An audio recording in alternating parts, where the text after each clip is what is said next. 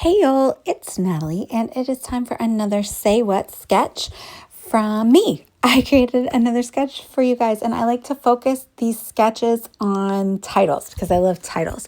So this is a nice mixed media one. I'm going to keep this sketch up there on the right the whole time. I have this photo of my kids, and it's on vacation. So I'm showing you, I'm going to start at the bottom and kind of bring it down in a triangular shape to the bottom of the page. Now I've already applied clear gesso onto this textured white cardstock.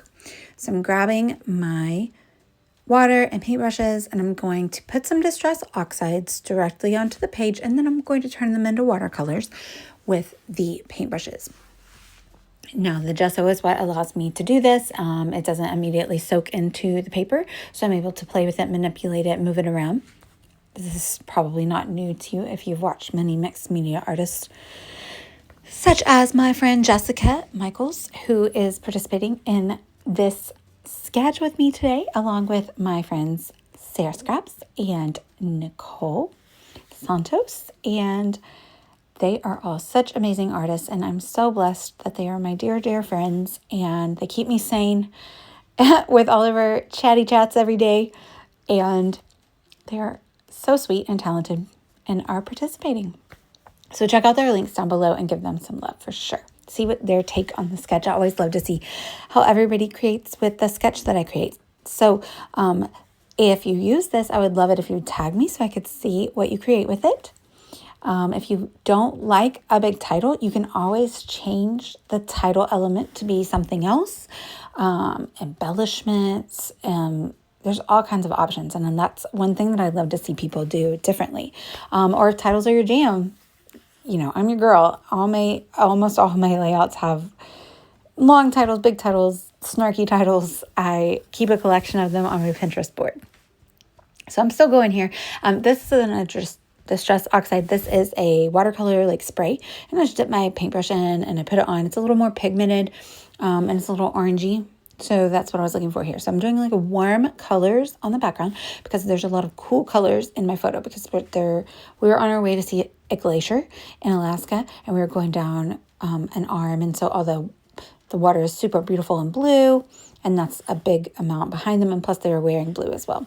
So I thought that would look nice up against the warm background. So my mother-in-law took this picture, and it was a good picture, but her little finger was in it a little bit. So I just sliced that part off, made it a square, and it had a border already. So I just kind of stuck it and kept the border and just deleted a little portion of the photo, right?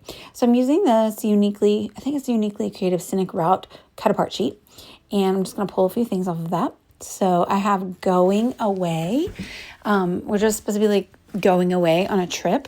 But I thought it would be good to go with my title for my silly little boys because I think it says, let me see, I use my clear label maker, and it says going away from me is a great idea. Because in fact, this layout is about how it is a cute picture, except they weren't being cute and they're always causing problems. And so the fact that his arm is around the other one is just probably like they were causing havoc.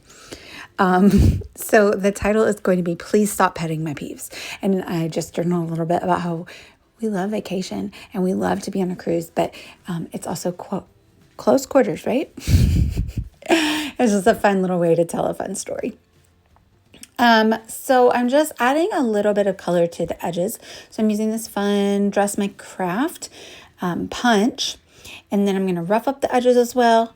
And then I'm going to stick some of that lovely navy blue cardstock down the side. And that just kind of helps bring some of the blue from the photos and from the layering bits that I'm going to end up putting behind the photos and bring into the outsides of the pages. So you have your warm colors on the inside of the page, and then I'm bringing that blue to the outside of either page. So I'm just cutting small strips. I'm moving my paper that way just so I can make sure that I'm keeping it at a 12 by 12 size so it'll fit inside a page protector. And what's next? So I have, I'm adding more blue, right? So you'll be able to peep the blue through the border punch lines, but then also you will be able to see it sticking out on the edges, and then I roughed up the edges. You could also, oh no, you see my ratty hair. You could also sew. I think that was like my initial thought, but then I decided I want to do rub-ons. Sarah's focusing on rub-ons in her Rediscover Your Stash Facebook group this month. And so I was like, no stitching. I'm going to do rub-ons. So once the background is nice and dry from the watercolors, I'm going to add some splatter. And then I'm going to let these dry naturally. So I'm not going to dilute them with water, and I'm not going to roll them up with any paper towels. But when they dry naturally, they'll be a little bit brighter or more pigmented, as you see there. So it gives a nice depth of color. So I cut a few different alphas. I did this like skinny Tim Holtz alpha. And then these are from Concord and Ninth from a million years ago. But they cut two. They cut like an outline and an inside, and I love them so much. So I thought that it would be fun, since the title is so long, to kind of do two different alphas to maybe emphasize a couple of words. So I'm just placing them on there first. I'm going to take them off. I'm not ready to stick them down yet, but I'm going to place them on to make sure they're how I want them, that they fit. What are we doing next here? We're going to work on, layering. So I pulled these 6x6 papers out from Uniquely Creative Scenic Route, the same collection as the cut apart that you saw earlier.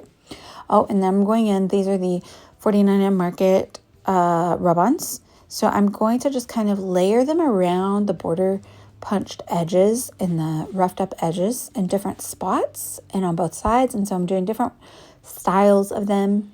They're like nautical map markings kind of, and they are navy blue, so they match the paper.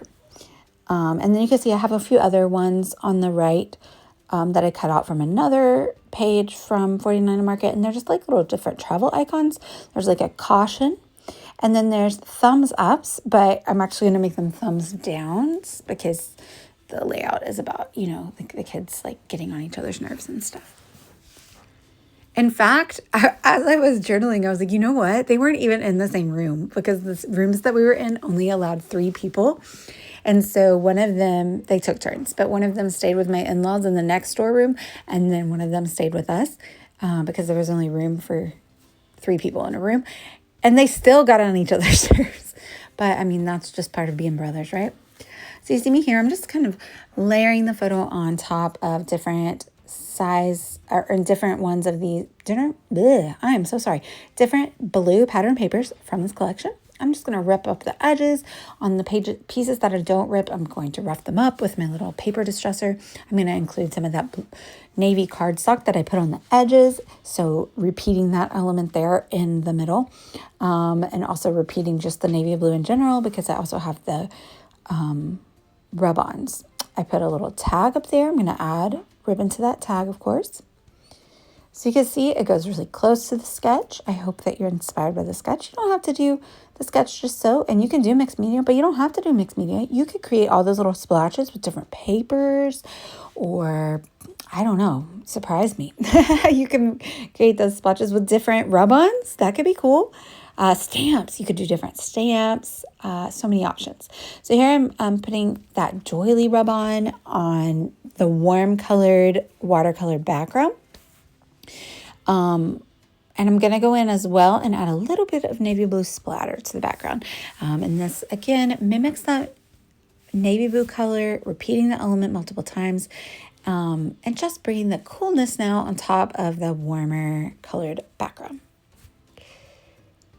I'm ready to commit. Like I said, I put gesso on this. It has lots of watercolors, so I'm going to put a lot of adhesive on the back of all of my pieces to make sure that they stick for a nice long time. I'll even kind of glue down with little drops of glue the ribbon to make it stay in exactly the place I want it. I'm going to use my tiny attacher to add that little tab, and then I cut out another one as well. I'll put at the bottom of the page, and it will kind of direct the reader's eye towards the title. Great news, great views, because it was great views. I made this page a while ago before. That's why I was like, I'm acting a little surprised sometimes with the elements. It is a little tedious to glue down all of the pieces or the alphas, but even if you're using pre-stuck stickers, so pre-adhesive stickers or thickers, I'm going to glue them down, especially on top of mixed media. They need me to add extra adhesive, so I'm definitely doing that. So I've got my title. I'm just going to go in and I'm going to nestle journaling in. So that's what you see there. I did it with a peachy colored pen.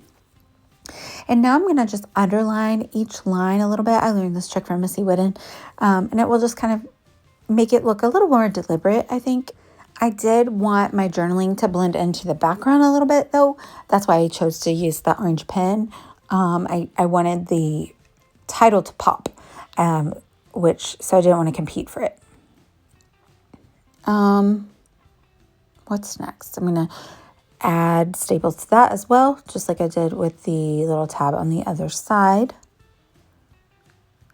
We're getting close to the end here. Oh, there I go, adding in more of my rub-ons around the page. There I stuck down the ribbon, so I'm just setting something heavy on top of it to make it stay. And we're almost done. I'm going to link down below with all of my affiliate links for the things that are still in stock over at Cherry on Top. Most importantly, I'm going to link down below to my friends' videos who are playing along with me using my sketch today. So please go check them out, give them love. If you came from there to here, I appreciate it.